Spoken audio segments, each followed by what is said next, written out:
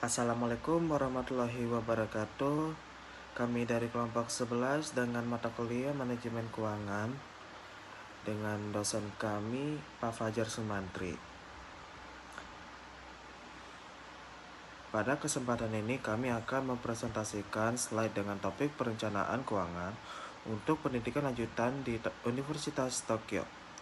Kami akan menjelaskan langkah-langkah yang diperlukan dalam merencanakan dana pendidikan untuk program S2 dan S3 di luar negeri, terutama dari segi investasi yang diperlukan agar dapat mencapai target dana dalam jangka waktu yang ditentukan. Halo, Assalamualaikum warahmatullahi wabarakatuh. Nama saya Ibnu Rafi Fazri dengan NIM 6423032. Halo, Assalamualaikum warahmatullahi wabarakatuh. Perkenalkan nama saya Muhammad Furqon dengan NIM 64230707. Assalamualaikum warahmatullahi wabarakatuh. Nama saya Ralin Alaida Yusman dengan NIM 64230100. Melanjutkan pendidikan ke jenjang S2 dan S3 penting dalam meningkatkan kompetensi individu di pasar global. Biaya pendidikan di Jepang terus meningkat, terutama di universitas ternama seperti Universitas Tokyo. Oleh karena itu, perlu ada perencanaan keuangan yang matang, terutama jika targetnya adalah menyiapkan dana pendidikan dalam kurun waktu 10 tahun. Slide ini memiliki 3 tujuan utama.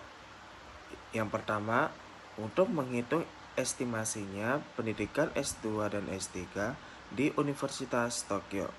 Yang kedua, untuk mengidentifikasi strategi investasi yang sesuai mencapai target dana tersebut. Dan yang ketiga, untuk menentukan besar investasi awal dan tingkat pertumbuhan investasi yang diperlukan agar target dana pendidikan tercapai dalam waktu 10 tahun. Slide ini memiliki 3 tujuan utama. Yang pertama, untuk menghitung estimasi biaya pendidikan S2 dan S3 di Universitas Tokyo. Yang kedua, mengidentifikasi strategi investasi yang sesuai untuk mencapai target dana tersebut. Dan yang ketiga, untuk menentukan besar investasi awal dan tingkat pertumbuhan investasi yang diperlukan agar target dana pendidikan tercapai dalam waktu 10 tahun. Dalam merencanakan dana pendidikan, kami memperhitungkan biaya kuliah, biaya hidup, dan kebutuhan lainnya yang dibutuhkan selama masa studi. Menggunakan konsep future value (FV) dan present value (PV), kami menghitung nilai masa depan dan nilai saat ini dari investasi yang perlu dilakukan agar bisa memenuhi kebutuhan dana di masa depan.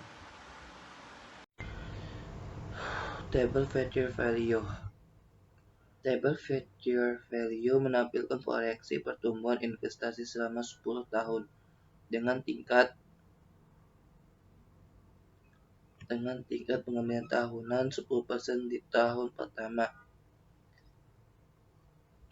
Nilai investasi mencapai sekitar 608 juta dan pada tahun ke-10 nilai tersebut bertumbuh menjadi sekitar 1,43 miliar.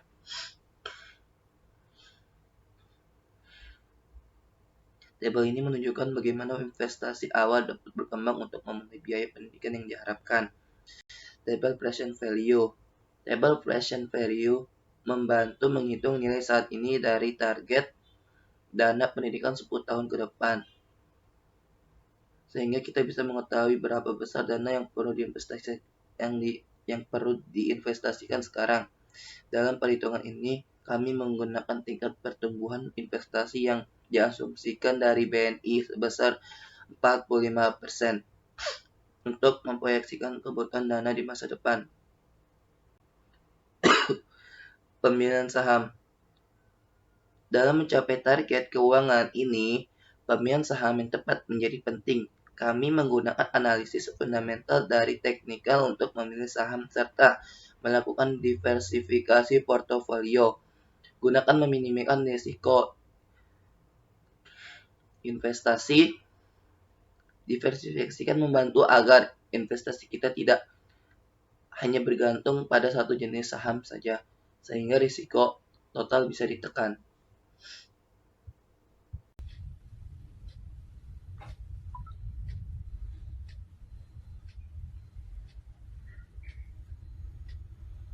Slide 8. Studi kasus saham yang akan mengacu pada Bank BNI. Bank BNI menunjukkan kinerja saham yang cukup positif dengan kenaikan harga saham hingga 627,61%. Namun, fluktuasi tahunan tetap menjadi perhatian karena laba per saham atau EPS perusahaan ini mengalami perubahan, terutama dengan kenaikan signifikan pada tahun 2022.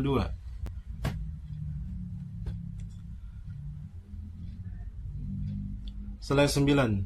Studi kasus saham yang mengacu pada Medco Energi Internasional. Medco Energi Internasional adalah perusahaan yang memiliki potensi pertumbuhan saham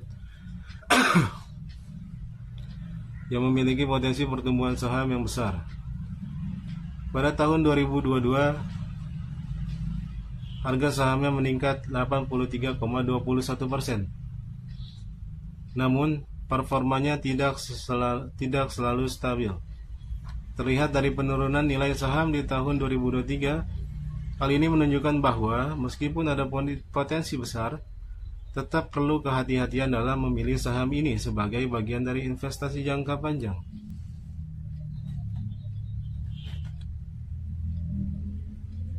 Slide 10. Studi kasus saham atau Bank Panin.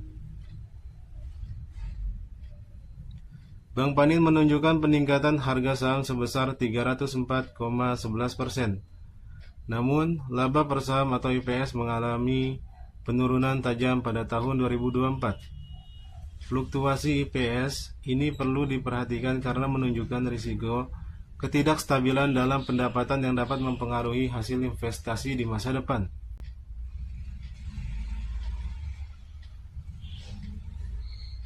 Slide 11 atau kesimpulan.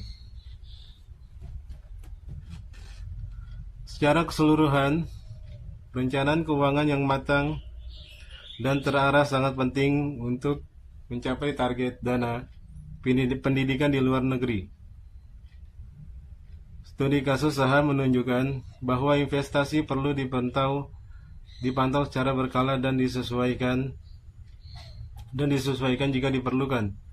Diversifikasi dan strategi investasi yang tepat dapat membantu dalam mengurangi risiko dan memastikan bahwa tujuan finansial dapat tercapai sesuai dengan rencana. Terima kasih. Wabillahi taufiq wal hidayah. Wassalamualaikum warahmatullahi wabarakatuh.